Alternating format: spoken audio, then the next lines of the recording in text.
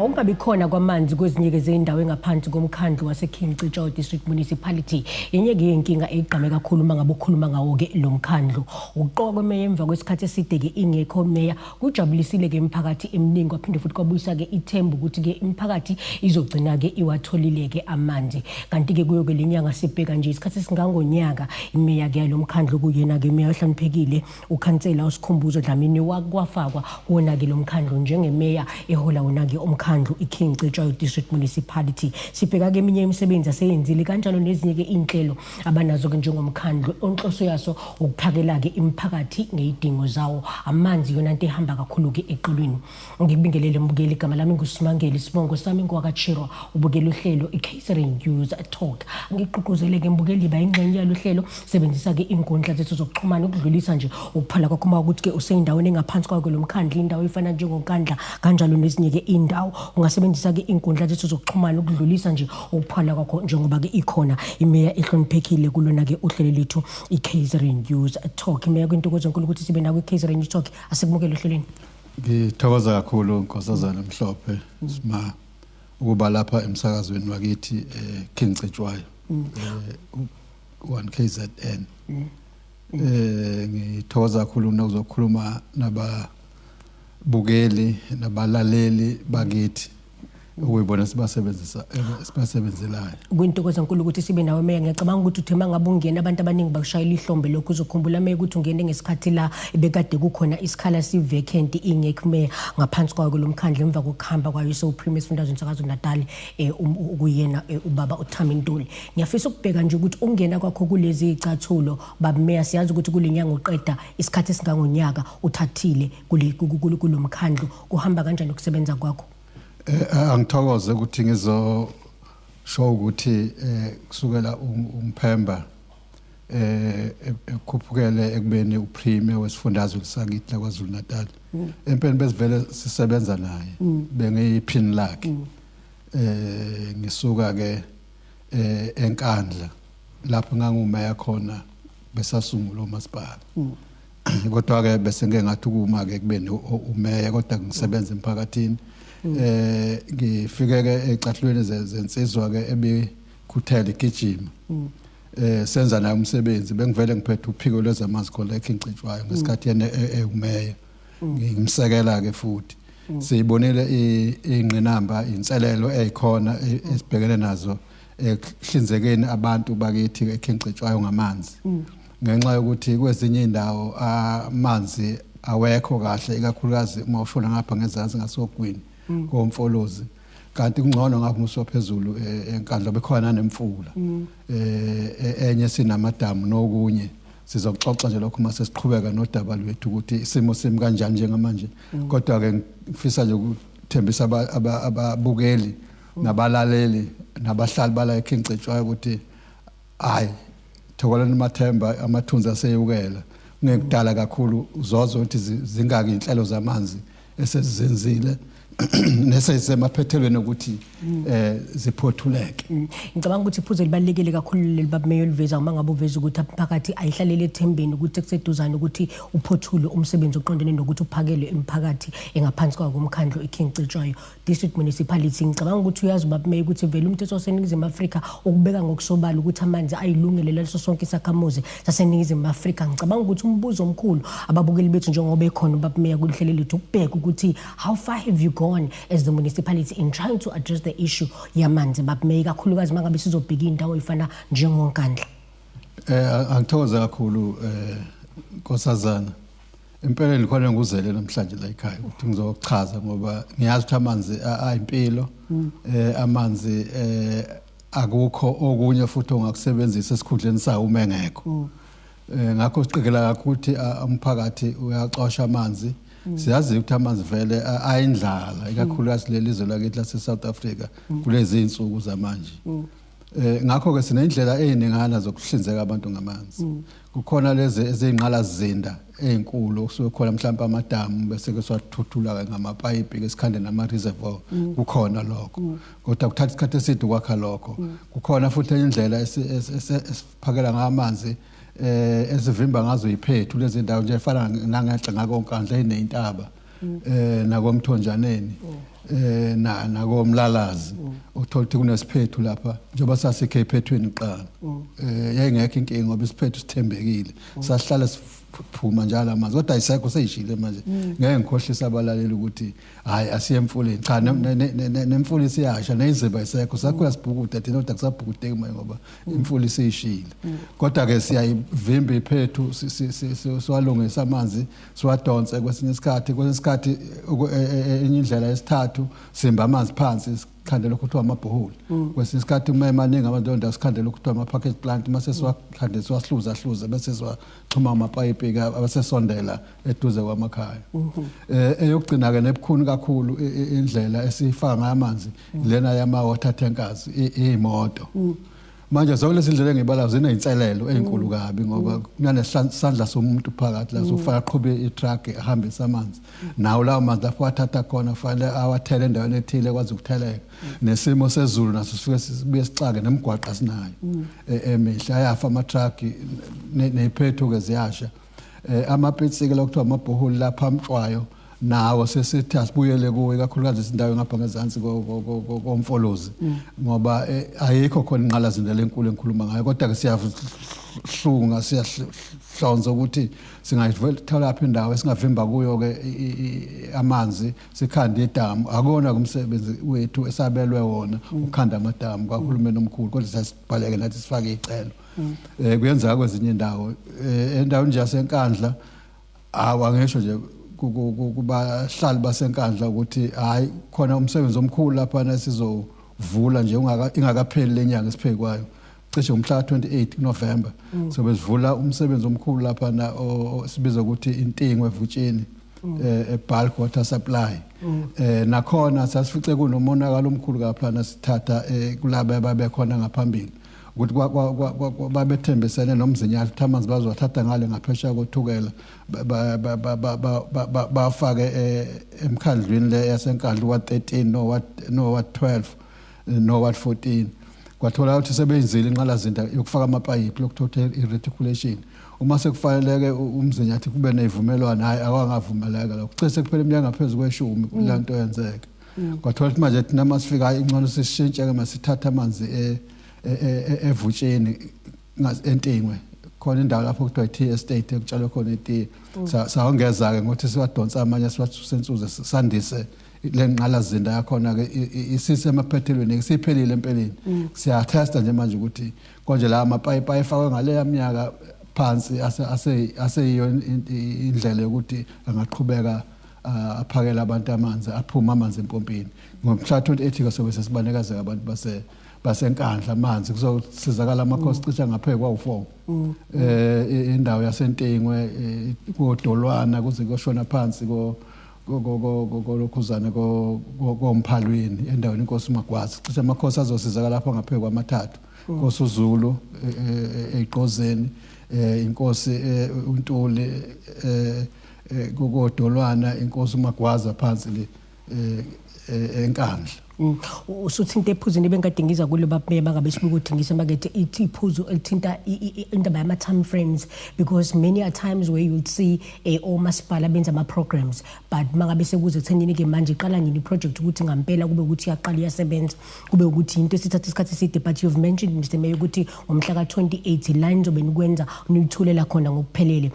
umphakathi ngiyafuna ukuthi sinabeka banzi kulelo phuzu uma sibuya ukuthengisa-ke nje emakethe asithengise mbole Kaizer News Talk mangabe sibuya sobe singena kusoke isigaba sesibulisele konje uhlelo lakho iKaizer News Talk uyibukela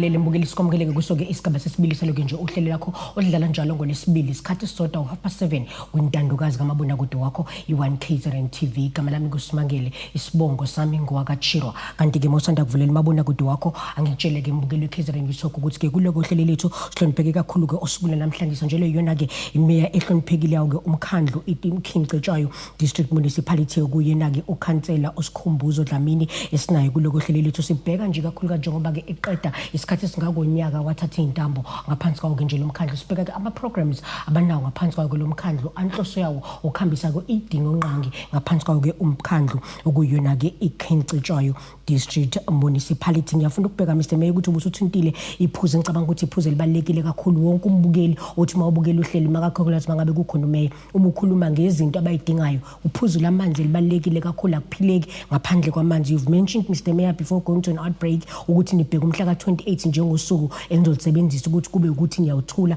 ngokuphelele iprogram yokubuyisela kwamanzi emphakathini. You've also mentioned amanye amakhosi indawo zamakhosi okuyizona ezohlomula kulolu hlelo. Mhlawumbe singamnikeza ithuba Mr Mayor ukuthi athi nje kunaba kabanzi kulelo phuzo ngicabanga ukuthi libalekile kakhulu. Angithokoze ngoba bengisakhuluma ngenkandla nje kuphela nangiqedanga ngithathele indawo engenhla phezulu. Ngapha ngezansi kukhona umfulu umhlathuze lomfudlula nje bakuthiwa kusemhlathuze nje lempela ngiqhamuka le ngakithi entabeni zasebabanayo ngiqhamuka nasenkandla kudle enkandla uzofika la. Uma ufika lapha ngasedolobheni enkandla udlula ngapha ngezansi umfula ke nakhona sesiwenzile umsebenzi uthi sithi ukukhuphula iwela so abstracta khona amanzi sezokhanda isiqukathe esikhulu ke ngoba khona iproject endala nje yakhandwa nami ngangisewumaya wasenkandla leso sikhathi ngisewuthungulu ngapha ngikukhansela futhi ngapha uthungulu ngaleso sikhathi sakhanda umsebenzi omkhulu lapha wasenkandla okuthiwa inkandla bulk supply amanzi swadonsa emfuleni umhlathuze. Kwathola ukuthi abantu bayanda ke isikhathi eside kakhulu lawo manzi kwezinye indawo sakwazi ukufika ngoba manje asehamba esabalala zonke indawo nakhona sisemkhankasweni ukuthi sikhande futhi esinye isiqukathe ke sesiqedile ukuvimba amanzi uthi abe maningi la sizodonsa khona sezokhanda isiqukathe esikhulu ke lapha cishe silako 3 megaliters azohlanza khona amanzi abese ke duduleka ke shona kuleyo nqala zindaba evele isikhona kwaye manje uthi amanzi awasakwazi ukufika lapho ngoba ezinye inkinga esiba nazo lazoba ngesikhathi kufakwa amanzi njengoba kuyinto entsha phela endaweni zamakhosi amanzi obade ngishile eqaleni sasiwakhe emfuleni nasemthonjeni. Indawo ebukhunike manje lesenza ngoba siqale intaba siqopha amatshe sifaka amapayipi sifaka sihambisa amanzi kubukhunisatshe kodwa sekuseduzana ukuthi sifike lapho esifisa ukufika khona nalawo manzi ke siyathuthukisa ayaphambili nakhona futhi asasebenza ama-waterkan ngoba indawo zibanzi kakhulu kade ngenalutho vele sonke lesikhathi khona nanephethu ke futhi ikhona ziyasiza kakhulu kenkandla ngoba ngeke ngasho qanti inkandla eneyintaba iphuma iphethu khona kade ngiyoyithula nje inkontraka esebenza amanzi ewathatha lapha naShoba Lenyathi endaweni ebizwa ukuthi yenkosi uNtuli kwaDina eMfongosi eduze kwesikole sesikhulu esidume kakhulu okuthiwa iBizimana. Ezinye zeyiphethu lezi esivimbele babeyivimbela abantu bagcina nabo abantu abasathembi kakhulu ngeke ngaba nomhlangano nje sebeyimisela inkontraka bethi ngathintwa lamanzi abola ngoba azophazamisa ukuthi mcabanga ayikho indlela sizolungisela siwathuthukise khona ezosonifakela emakhaya ke manje ningawalandi lapha na kompompa abaqhelile futhi sifakele nezinye igodi za inkosi ngoba ziningi induna lapha la bebezenzela yona abegcina nje mhlawumbe igodini embili eintathu mase wandisa ke thina bemakhulu inkontraka nje iyasebenza nje manje kushonqothula nakhona besifisa ukuthi kushaya ukhisimuzi abantu bese beqosha ngendlela eyiyamanzi. Uma sesidlula ke endaweni yasenkandla seza emthonjaneni umthonjana ke siuhlanganise nomlalazi ngoba kunenqalazinde enkulu lapha ebizwa ukuthiwa isephobane evimbe umhlathuze yaze yahlanganisa nothukela sidonsa amanzi ayivele bewadonsa ke abelungu bebezonesela imoba la bewadonsa othukela ngale ngakonqamalala nqamule njalo azazofika la ahlangana nomhlathuzi bese khanda edamu uthiwa iphobane bizwa ukuthi Groot Throat Dam la kunomsebenzi omkhulu ke lapho esiuficena khona unenkinga ngithanda kakhulu kubala inkinga ngiyayithi mina inkinga entweni eyenziwayo akuyona inkinga inselelo. It's just a challenge, not a problem. Ngoba singakulungisa inselelo kodwa ke inkinga ilungiseki. Ubaba Meya userefela to indawo efana njengasemthonjaneni la babonakala abantu bakhona besasilele emuva. Sisebenza amanzi amakhulu esiwadonsa kuleli damu okuthiwa iphobane. Sihlanganise nomlalazi. Inqalazinda yakhona eningi nayo siye emaphethelweni sesayiqeda nayo cishe besifisa ukuthi kushaya ukhisimuza abantu bese bacosha amanzi. Emlalazi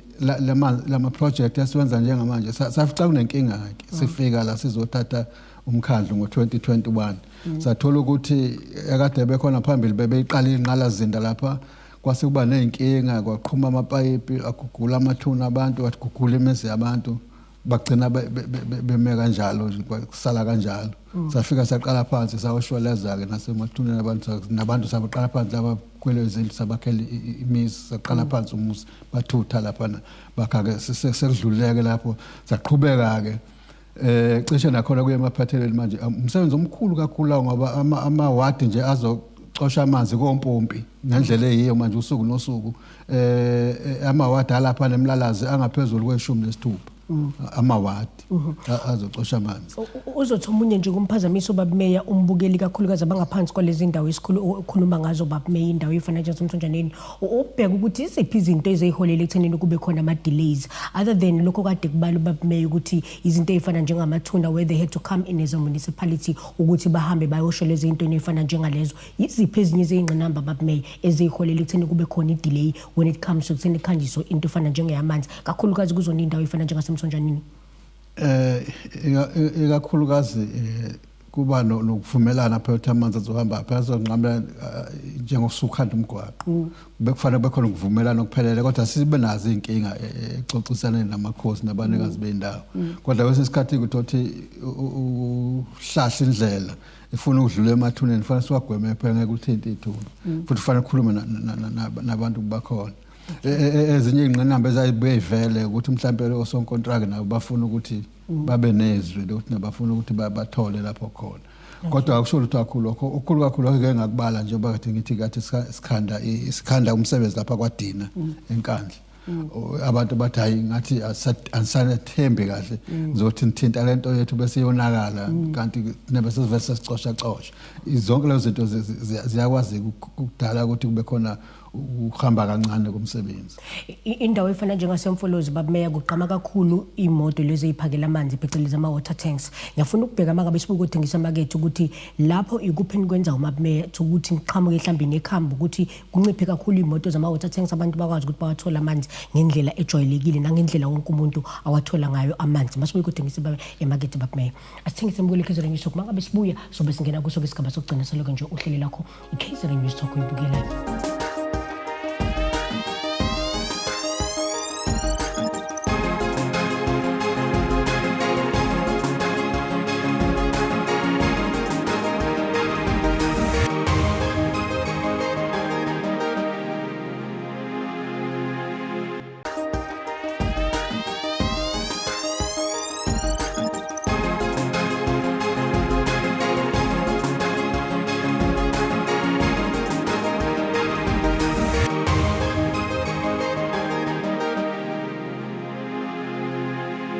Asikubingelele mbukeli sikwamukele kusoke nje isigaba sokugcina saloke nje uhlelo lakho iKZN News Talk oyibukelayo kanti ke kuluhlelo sinayo ke ingxoxo khethekile nayo ke imeya yomkhandlu iKing Cetshwayo District Municipality okuyena ke umeya uSikhumbuzo Dlamini sikhuluma kabanzi ke kakhulukazi njengoba nje iqedwe isikhathi singakonyaka wathatha ke intambo njengokuba ke umeya kuona ke lomkhandlu uzokhumbula ukuthi ubekade evele khona kulomkhandlu njengaloke isekela lika meya okuyena ke ogcine ephuma ke kuona ke lomkhandlu okuyena ke uKing Cetshwayo District Municipality sibheka kabanzi ukuthi ke ikona kuphi asekwenzile selokhu ke engenile kona ke lomkhandlu. Ngiyafuna nje ukuthi sibheke bapmeno noma sikunikezele lithuba ngaphambi kokuba singene mhlambe kuona indawo yasemfolozi municipality udaba la khona futhi uthinta amanzi just to look at indawo yasemthonjaneni ukuthi ikupho kunye mhlambe bapmeya ezinye indawo mhlambe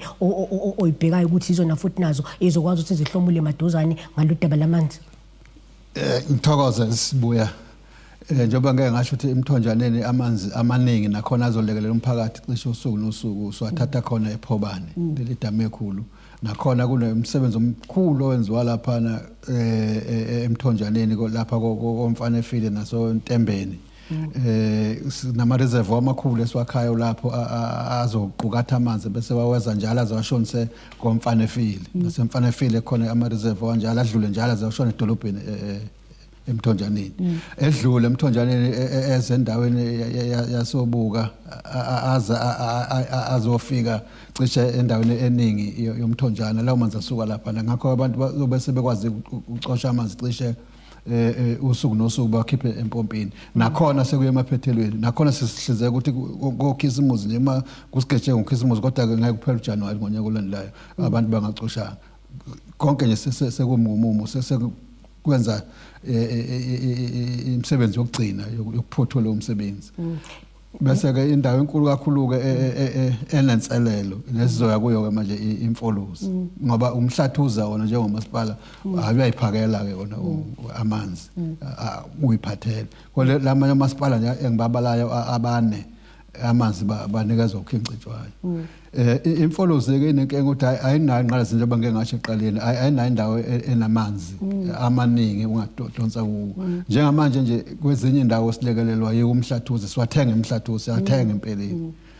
uma unenkinga umhlathuze kusho nathi sinenkinga futhi uma unenkinga ngeke usinikeze kulamba abantu bawo kade nje sinezinkulumo enzima kabi esitaqhubeka nazo njengamanje ukuthi ngale ngesansi ngako Mbonambi ushona leko wako what 17 udlula obiza ushona ngale amanzi awasafika divele swaphakelwa ulokhuzana umhlathuzi kanjalo nako Sobokwe komzingazi labantu abasemzingazi abanye bangaphansi kaKhencetshwayo umhlathuze ugcina la ko Merensin engxanyana ethila semzingazi la abaningi sefana phakathi ukuthi sicela khona la emhlathuze siyathenga nabo uma esemanqanje ngoba ngesikhathi inqalazinda ebandala abantu bayanda bese hluleka baphakela bonke abantu bathola mase kufanele bavale bavule ngapha bavale ngapha bavule ngapha ngeke ke lambe zakhe ingane upheka amakhelwane ilezi inkinga khona kufaka ingcindezi engakanani babumeya usuvezile nje ezinye izingqinamba ukuthi angeke kube ukuthi umhlathuze uma ukuthi unenkinga bese ukuthi uphuzophakela iKhencetshwayo ukuze ukwazi ukuthi uphakele imfolozi municipality ngicabanga ukuthi ezinye izingqinamba apart nje mhlambe from that Mr Mayor yiziphi ezinye izingqinamba enibhekana nazo ngodaba lamanzi ngokuthi indawo yasemfolozi ayinawo vele amanzi and also just to look at Mr Mayor ukuthi in terms of ke uhlelo onalo oluqondile ikuphi that you are working on to ensure ukuthi lo mphakathi nawo uyagcina uyafinyelela ekuthenini ukuthi ke ube nawo amanzi nakuba kukhona ukuthi awunawo amanzi kodwa kufanele kube khona uhlelo lokuthi umphakathi ukwazi ukuthi uphakeleke ngamanzi lokhona njengoba ngeke ngabaqaleni ngoba zinengane indlela nikeza ngazo abantu amanzi emphakathini la ngeke khona njengasemfolozi inqalazinto enkulu njengoba cha manje sizana inhlelo zokuthi mhlambe sithole indawo esingacaphuna kuyo ke mhlambe nathi basivumele sisiphampele amanzi labasemhlathuze lamadama akhona khona onsezi namanye amadama angapha nganeno angasemhlathuze ngaphakathi ngale ngezansi ogwini amanzi akhona phansi sizama manje ukuthi sandise amabhoholi negwedlo lezi ezidinga izandla silekelana ke abantu abasilekelela kakhulu futhi ekuphakeleni amanzi emfolozi uRPM no South 32 siyabambisana basilekelele basixhase kube khona ethile yenzekayo kune inkimu nje ezinye ezizozethula cishe kulolo lisonto ezizoliqala cishe intathu uma ngikhumbula kahle khona uMbonga Mpisi kube khona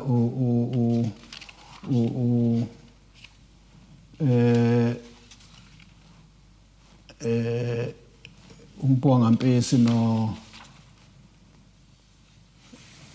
okay ezinye izindawo lezi indawo nathi izintathu inkima ezodlulisela emphakathini ngesonto elizayo ngizozisho la mase Okay. buke kahle izinto zami phela ngifuna ukushintsha ngakho bese abantu bethi uma ngifika lapha nathi uthathela amanzi. Iqiniso Mr Mayor mhlambe sesema sesiyakonje amaphethelo alo uhlelo lethu babumeya ngiyazi ukuthi seduze kakhulu nokuthi silonje ngokusemthethweni umkhankaso lobizwa phecelezi nge-gender based violence la kusuke kulisana khona naso lesi sihlava esibhekene nezwe laseNingizimu Afrika. Ngiyafuna ukubheka ukuthi umkhandlu ukhathazeke kangakanani uMr Mayor ukhathazeke kangakanani ngaso lesi sihlava nanokubheka ukuthi akhona yini ama-programs omkhandlu onawo aqondene nokuthi mhlambe alekelele labo bantu labo abayisulu sazo lesi sihlava esikhuluma ngaso hlelweni. Wathinta indaba enkulu Shiro. Kade sesemfolozi enyangele endulale ephelile. Kwakuvele ukuthi emfolozi kunalokho okushoyo ukuthi phecelezi iGBV. Khona kwenza izingane ezincane nje zithi ziyathandana bese sigcina sithoyo seyibulalene cishe zingapheke kwesishagalombili ezathuthi sezibulalene ingane lapha zathi masihleli-ke sihleli le nhlangano yethu kuthiwa u-DAC and DTT besibikela abasemfolozi ukuthi kunesimo esifana nalesi ngenhlahla wakhona ne-ofisi lika-Premier lapho sasitshelana no-Premier saya lapha nasawukhuza umhlolo kusatheka ukudamba-damba kodwa into embi impela siphekwazi inhlelo sithe sigqugquzela njalo sizoba nezinye inhlelo enjalo sizenza njalo ngonyaka sihlonze indawo ezithile ukuthi sihambele leyo ndawo ngonyaka odlule sasikhona lapha emfolozi sisemzingazi la kwakhona nanoPremier sizokhuluma ngazo lolu daba esingalwazi nedevelop nesesibadala nje asikaze siza ukuthi abantu besilisa abahlukumeza abantu besifazane ziyadlwengulana ingane lapha mase qala ukudlwengulana zibulalane kube into ebhekelene nale ishwa lethu ke njengabantu abampisho labala eSouth Africa abakwaZulu bona abantu abakwaZulu bahlunipha kabi uma sekukubo futhi kuqala enganeni kusho ukuthi lantu menganqandwanga izobhebhetheka kakhulu ngoba ziyakhula lezi ingane nezinye ziyazalwa zibukela kulezi ezintathu kwenzakalani sisimi nganhle impela soba nawo nje umkhankaso esoba nawo lapha nenkandla cishe nasemlalazi ubona gender based violence no HIV AIDS nakho lokho siyasicube kwesinye isikhathi nje umhla ka10 nje zobe sisigubha lo World AIDS Day lapha nenkandla indaba leyo angihlwelana ukuyikhuluma mina ngoba angazi usuke kwenze njani angikwazi ukuchaza ngempela kusuke sekutheni ukuthi umuntu vele futhi kakhulukazi umuntu wesifazane nisazi ukuthi umuntu wesifazane akathinto yabona awusondeli nje kabi ukhuluma kamnandi nje umhlangano umuntu wesifazane ukhuluma kamnandi uncokola naye kodwa mesethi hayi siyahamba ekhaya kulungile uye ekhaya futhi maqhamuka abane wabo usaba ngisho ukusondela eduze kwabo ngenxa nje isikhathi Mr Mayor ngomusho nje wodwa umyalezo wakho ngathini kumatikiletsheni siyazi ukuthi basesigabeni sokuthi bayaphothula manje izifundo zabo siyazi ukuthi mangabe kuzophuma ama result bakhona abanye abazophumelela bakhona abanye abangezophumelela I do know ukuthi umkhandlu uphinde futhi ube nohlelo lokulekelela labo abasuke bephumelele kahle ngokuthi babanikeze uxhaso mali bakwazi ukuthi baqhubekele phambili just nje umyalezo wakho ngolayini oyodwa Mr Mayor kulabo abasabhala umatikiletsheni angithokoze kakhulu ngibonga nje ukuthi sekuze kwafika lesi sikhathi singezwa lutho olubi olwenzekile ekubhekeni kwezingane zethu imfundo ke yona senhlizweni yami nenhlizweni yethu thina njengeqembu kakhulukazi leli lenkatha umntwana waphinda angene uyena wagcizela ukuthi abantu fanele bafunde ukuze bakwazi ukuzakha nokuzenzela uma ungafundile awukwazi ukuphila kahle ngendlela leyi ngakho ngifisela izingane zethu lezi ukuthi zibhale kahle ziqede kahle kukhona ukuthile besivezele khona kuma boot camp la bebekhempile inkole ezimbalo sayamsela ukuthi ikwazi ukudla okungconywana khane ziyobhala sifisa ukuthi ke uma njalo uma kuzoqala nje sihlelela ukuthi sibize namanyuvesi onke ukuthi azazoyiqeqesha ukuthi uma ziphasa ifuna ukwenzani kungenwa kanjani emanyuvesi sasikwenza unyaka nonyaka la iKingcetshwayo phinde futhi ke sihlelela ukuthi zikwazi uapplyela i-registration fee ukuthi bathole imali ukuthi bakwazi ukuregister kukhona kuvulelekile nalokho babasengakwenza sekade kwaqala ukuthi abazumatric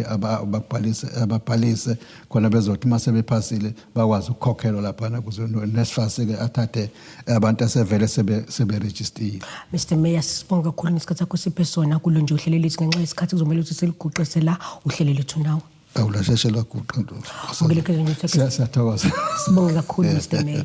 Mbukele KZN News Talk sifinyelele kona-ke amaphethelo aluhlelo besilithulela lona kuloko suku lwanamhlanje. uSimangile wakachiro ngihamba nalo lonke ke ithimba le KZN News Talk asiphinde futhi ehlakani ngokuzayo.